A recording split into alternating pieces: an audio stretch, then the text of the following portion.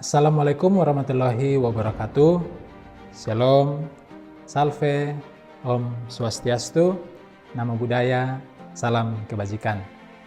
Perkenalkan, nama saya Maximilianus Soternite Kombong M.Hum, dosen tetap program studi D4 Manajemen Perusahaan, jurusan Administrasi Bisnis Politeknik Negeri Kupang. Video ini merupakan pernyataan diri dosen dalam unjuk kerja Tridharma Perguruan Tinggi, khususnya pada bidang pengajaran, dalam rangka sertifikasi dosen Kementerian Pendidikan Tinggi, Sains dan Teknologi tahun 2026. Izinkan saya untuk menjelaskan secara singkat mengenai mata kuliah yang saya ampuh sesuai dengan bidang keilmuan saya, bahasa Inggris. Perlu saya sampaikan bahwa mata kuliah bahasa Inggris di jurusan Administrasi Bisnis, khususnya pada D4 Manajemen Perusahaan, terdiri dari dua mata kuliah, yaitu General English pada semester 1 dan English for Business untuk semester 4. Dan dalam kesempatan ini, saya akan menjelaskan salah satu mata kuliah, yaitu English for Business.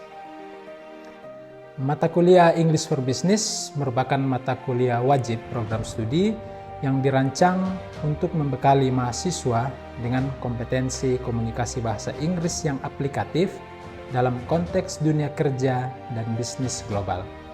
Mata kuliah ini memiliki bobot 3 SKS dan diselenggarakan dalam 14 kali pertemuan, ditambah dengan 1 kali ujian tengah semester dan 1 ujian akhir semester. Dan mata kuliah ini diharapkan mahasiswa mampu menguasai konsep dan konvensi komunikasi bisnis tertulis dalam bahasa Inggris. Yang berikutnya, mahasiswa mampu berkomunikasi lisan secara mandiri dan profesional dalam interaksi bisnis interaktif. Yang ketiga, mahasiswa mampu mempraktikkan komunikasi bisnis fungsional dalam bahasa Inggris pada bidang pemasaran dan layanan pelanggan. Yang keempat, mahasiswa mampu menunjukkan sikap profesional, etis, dan adaptif dalam komunikasi bisnis lintas budaya serta kesiapan karir global. Adapun materi pembelajaran dalam mata kuliah English for Business antara lain Introduction to Business English, Professional Business Correspondence, Business Presentations and Pitching, Negotiation and Persuasion Skills, Business Meetings and Discussions, Marketing and Sales Communication, Customer Service and Complaint Handling, Cross-Cultural Business Communication, Writing Business Reports and Proposals, and Preparing for Global Careers. Adapun sistem pembelajaran dalam mata kuliah English for Business dilaksanakan melalui pendekatan pembelajaran berbasis praktik. Jadi, porsi untuk praktik lebih besar dibandingkan dengan teori. Jadi di sini mahasiswa dilatih untuk mengembangkan keterampilan berbahasa Inggris yang diintegrasikan dengan situasi bisnis nyata, meliputi korespondensi profesional, presentasi dan pitching, negosiasi, rapat bisnis, pemasaran, layanan pelanggan, komunikasi lintas budaya, penulisan laporan, hingga persiapan karir global. Komposisi pembelajaran terdiri atas 40% teori yang meliputi penguasaan konsep, kosakata, dan struktur komunikasi bisnis, dan 60% praktik yang meliputi simulasi, role play, presentasi, dan latihan komunikasi langsung sesuai dengan karakteristik pendidikan vokasi yang menekankan penguasaan keterampilan terapan. Jadi proses pembelajaran itu berpusat pada mahasiswa sehingga banyak aktivitas yang melibatkan mahasiswa dalam secara praktis, terutama dalam penguasaan dan penggunaan bahasa Inggris dalam dunia bisnis. Adapun sistem penilaian yang dipakai dalam mata kuliah ini meliputi aktivitas partisipatif dengan bobot 60%, tugas 5%, ujian tengah semester 15%, ujian akhir semester atau UAS itu bobotnya 20%. Selanjutnya, mari kita saksikan proses pembelajaran di dalam ruang kelas. Good morning, everyone. Good morning, sir. So, how are you doing? Okay, praise the Lord. So, before we start our activities today, let us pray together. Let us pray.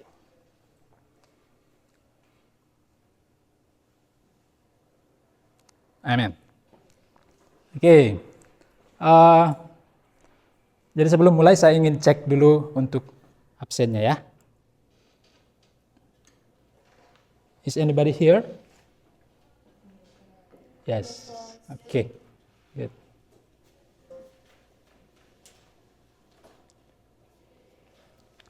Okay. Well, I will start with one question. Have you ever experienced about complaining? Biasanya kita komplain karena apa sih? Bising, apalagi? Yang suka belanja online?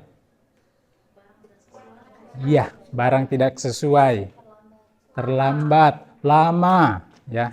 Okay, so I think that complaining is a part of our life, ya, as a human, ya.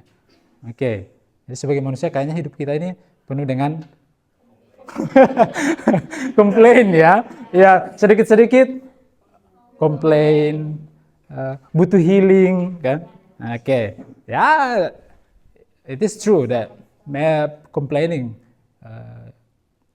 in some way is a part of our daily life. Well, today we're gonna learn about how to handle complaints, ya. Nah, secara khusus di dunia bisnis, ya, dalam dunia usaha dan lain sebagainya. Oke, jadi harapannya bahwa di akhir kuliah kita you are going to able to identify a business receives complaints, note what to expect from customers when they make complaints, identify how to handle customer complaints, and then learn strategies, yeah, to redeem yourself when you or your company has failed in providing the level of expected service. On top of it, I want you to be able to practice, yeah, to practice some kind of conversation, ya. Jadi harapan saya kalian lebih mampu nanti untuk mempraktikkan secara langsung, ya, kondisi-kondisi di mana komplain itu terjadi dalam dunia usaha, ya. Oke. Nah, jadi ada beberapa topik yang akan kita pelajari hari ini bersama. Yang pertama, what is complaint? Ya. Why do customers complain? And complaint strategies, how to handle a complaint, and ideal complaints procedure. Ya. Oke, jadi ini beberapa topik yang akan kita pelajari hari ini. Ya. Oke. Nah, so what is a complaint? Complaint is an expression of dissatisfaction or concerns made to a company related to its product or services, ya. Jadi lebih pada ketidakpuasan, ya, ketidakpuasan customer terhadap mungkin barang atau layanan jasa, ya, yang kita tawarkan dari perusahaan kita. Nah, ada yang biasa belanja online?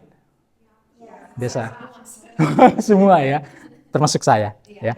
Oke. Nah, biasanya kalau barangnya sampai di rumah kita diantar oleh kurir, kadang kan kalau COD aman, ya. Nah, cek dulu baru bayar, kan. Nah, yang non COD, oke, biasanya, aduh, barangnya tidak sesuai. Nah, perusahaan itu punya prosedur, kan? Prosedur untuk bagaimana kita komplain sebagai customer. Biasanya kalau Shopee pakai apa, ya? Komentar video, ya. Oke. Jadi video unboxingnya, ya. Itu karena memang that's their procedure, ya. Itu prosedur dari bisnis mereka, ya. Oke. Nah, jadi perasaan tidak puas, perasaan inconvenience, ya. Jadi komplain itu, ya. Oke. Nah, sekarang pertanyaannya, mengapa sih customer itu selalu komplain, kan? Oke, kira-kira their expectations have not been met. Ya. Jadi ekspektasi customer terhadap produk kita, terhadap layanan jasa kita, itu tidak sesuai, ya, di luar ekspektasinya dia. Makanya biasanya komplain, ya. Biasanya kalau kita, menginap di hotel deh, lalu kemudian, AC-nya tidak dingin, ya. Lalu kemudian ruangannya, kok sedikit berbau. Nah, biasanya komplain seperti itu yang terjadi, ya. Ada tidak sesuai dengan ekspektasi kita, ya. Lalu kemudian to release their frustration. Nah, ini fakta, ya, kejadian bahwa terkadang customer dalam dunia bisnis itu hanya mau cari sensasi. Sebenarnya mereka lagi frustrasi, ya udah deh. It can be happen, ya. Oke. Biasanya sebenarnya tidak ada masalah, tapi ya udah deh. Itu kayak lagi tidur di rumah, gabut nih, ngapain ya? Kadang kan, iseng kan? Oke. Lalu, to release their frustration. Tetapi, sisi positifnya adalah dengan adanya komplain, we can improve our services, right? Nah, jadi dengan adanya komplain, ternyata bisa memberikan dampak positif terhadap perusahaan kita. Ya, why not? Ya, it help us to improve our services, to improve our company as well. Ya, oke. Nah, seperti ini. Jadi ini yang paling umum, ya. Masih banyak complaints yang terjadi dalam dunia bisnis. But these are the most common complaints. Inaccurate information, ya. Lack of adequate information. Jadi informasi yang tidak akurat. Nah, ini biasanya terjadi kalau misalnya reservasi hotel. Ini banyak terjadi ketika kita datang di front office, mau check in misalnya. Reservasi atas nama siapa? Biasanya gitu kan. Lalu, bukannya Bapak jadwalnya hari Selasa ya? Sekarang kan baru Senin, Pak. Jadi ternyata mungkin saja sebelumnya dia ada reschedule, ya, biasanya kan begitu.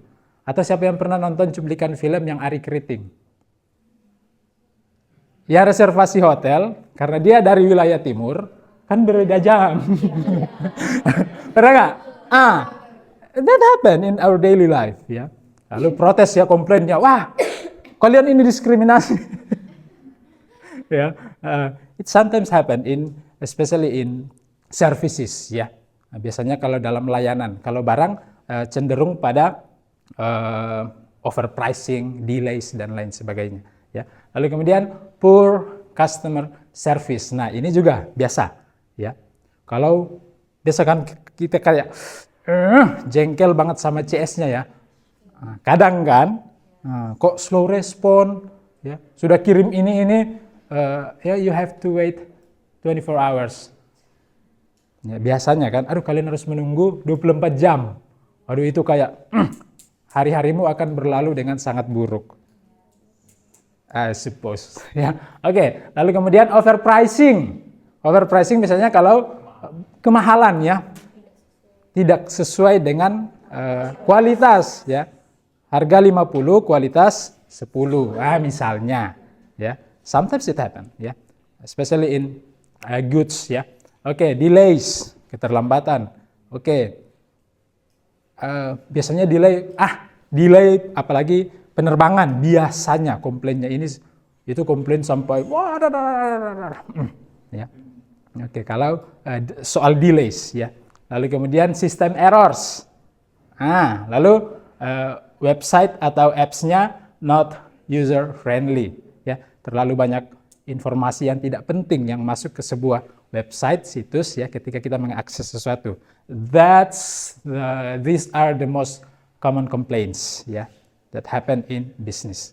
Ya, ini biasanya kasus-kasus atau contoh-contoh komplain yang sering terjadi. Nah, but the context is the customer is not always right. Benar nggak? Kita belum tentu juga benar dong. Biasanya hanya karena sebenarnya frustrasinya kita, lalu kemudian kita menyalahkan perusahaan. Ya, jadi the customer is not always right. Ya, that's the fact.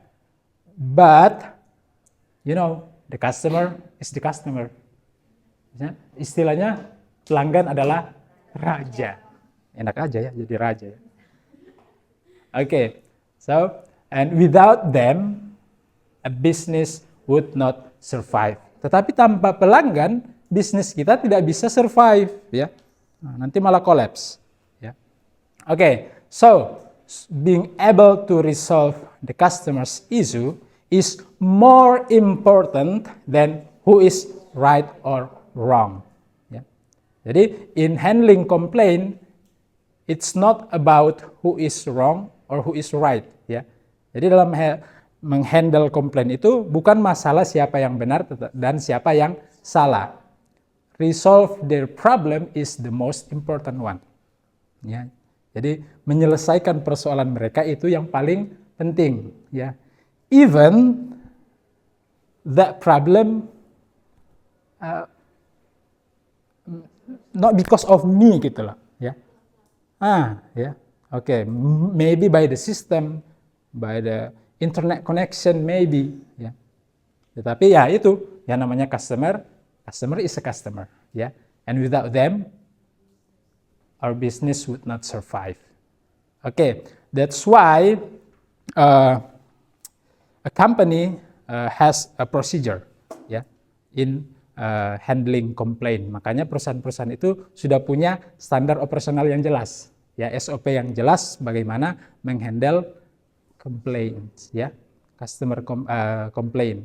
Nah, karena in fact di front office atau customer service ada persoalan yang tidak bisa diselesaikan di level itu. That's the context, ya. Ada persoalan yang harus diselesaikan di level manager, ya. Oke. Let's say complaint, misalnya belanja barang yang nilainya 10M. Kira-kira sebagai customer service, kira-kira perusahaan itu ngasih kekuasaan sepenuhnya tidak ke customer service untuk menyelesaikan persoalan dengan nominal yang segitu tadi? I don't think so, ya. Nah, biasanya ada prosedur-prosedur tertentu supaya persoalan ini diselesaikan di level-level tertentu, ya. Oke. Tetapi let's say, I'm sorry, our air conditioner is not working. Kira-kira customer service bisa menghandle tidak persoalan itu? Tidak. Dia mencarikan solusi. Oke, I will send the technician up there. That's the point, ya. Oke. Nah, so here are some tips in how to handle customer complaints, ya. Oke. Learn. L stands to listen. Okay. Listen carefully to your customer. Do not interrupt or tell the customer to calm down. This will only ignite their anger. Ya, Anda bayangkan saja kalau ada customer yang marah-marah, "Ibu, santai ibu, tenang." Dia kamu siapa? Kan? Okay. So just listen, ya. Even sebenarnya it's not a real problem, you know that, ya. Tetapi ya namanya customer, ya. Jadi just listen, ya. Oke. Jadi listennya bukan hear, ya. Kalau hearing doang kan itu kayak itu acu tak acu, ya. Itu dalam hati. Oke. Konteksnya in handling complaint, ya. It's difficult. Why? Because we have our own problem, right? Ya bayangkan, Ibnu, misalnya nih, dia punya istri, keluarga, bla bla bla. Misalnya ya Ibnu, oke. Di rumah istrinya ngambek, belum apa nih gimana nih. Lalu kemudian he goes to office. He work as a customer service. Lalu ada komplain masuk. Bisa saja kan terbawa suasana ya. Jadi just listen ya. Just listen. Jadi cukup dengarkan saja ya. And then empathize.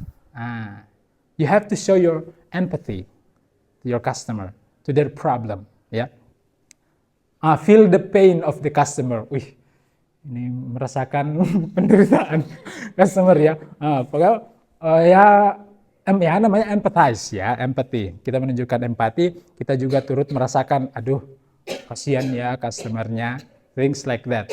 And then this is the most important one, apologize. Ya. Ya.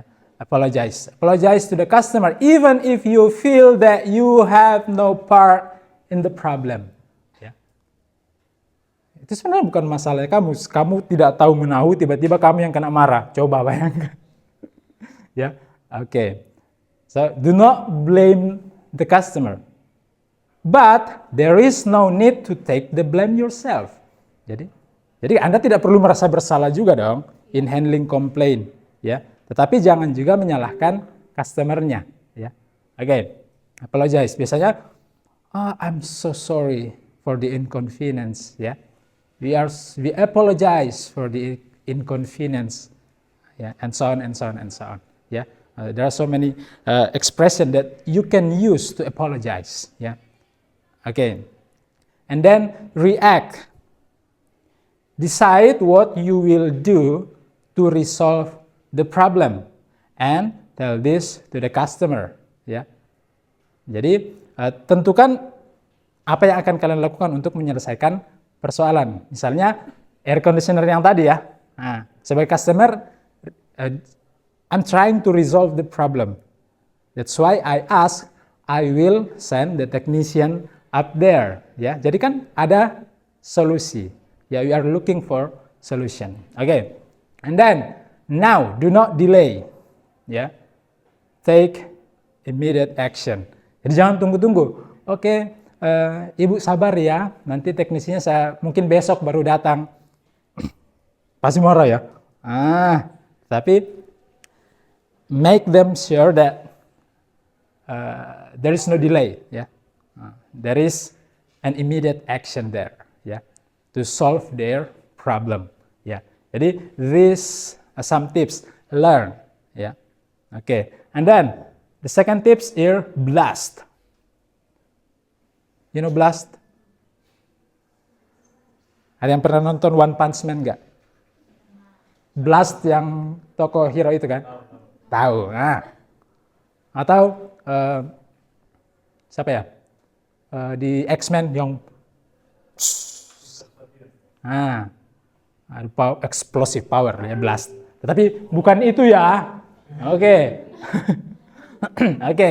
Blast stands for believe, listen, address, solve, and thank. Ya. Oke. So believe what your customer is saying is true. Jadi percaya saja bahwa apa yang dia katakan benar. Ya. Don't interrupt them. Ya. You cause another problem if you interrupt them. Ya. Apalagi kalau customernya bapak-bapak, mama-mama, betul. Ya, don't interrupt them. Ya, as a customer service, try to avoid another problem. Ya, okay. So and then listen. Don't just hear. Listen to your customer. Address, apologize, and address the problem. Solve. Come to an agreement on how to solve it. Yeah, and then thank the customer for their business. Why we should have to thank the customer, even though they complain? Yes, because it helps us to improve our service, help us to improve our company, our business. Yeah. Okay. And then, okay.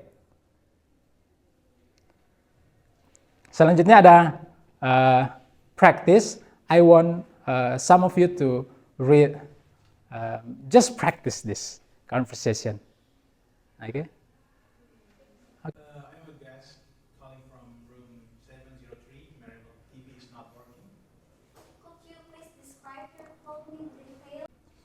And then, I'm sorry for the inconvenience. It also shows the empathy, yeah, or empathy, yeah. Okay, good job. Next. Okay, another practice. Can you? Okay, Farida. To start with, the car broke down less than an hour after I picked it up, and I had to wait over 2 hours for roadside assistance in the middle of nowhere. Then when I finally got a replacement car, it was fully filthy, crumbs on the seats, and a strange smell. Oh no! Okay, this is a good phrase, yeah. If you want to apologize, yeah. I sincerely apologize for the issues you experience. Nah, ini frasa yang bagus. Ini the good utterance when you want to show apologize, yeah. If you want to apologize to someone. Okay, well done. Okay, give them applause. Okay, for your task, ya. Jadi sebagai tugasnya, I give you context, ya. Konteksnya adalah kalian memesan barang. Lalu ketika barang sampai di tempat kalian, barangnya tidak sesuai dengan ekspektasinya kalian. Lalu kalian melakukan komplain kepada penjual, ya. Oke. Jadi nanti di rumah masing-masing, ya, bekerja dengan kelompok berdua-berdua membuat video, ya. Videonya berupa percakapan yang berkaitan dengan how to handle a complaint. Okay, do you get it? Yes. Okay, so that's all for today. Thanks for coming and see you next week. Thank you. Okay. Demikianlah video deskripsi diri dalam unjuk kerja Tridharma Perguruan Tinggi, khususnya pada bidang pengajaran. Terima kasih atas perhatian kita semua. Wassalamualaikum warahmatullahi wabarakatuh.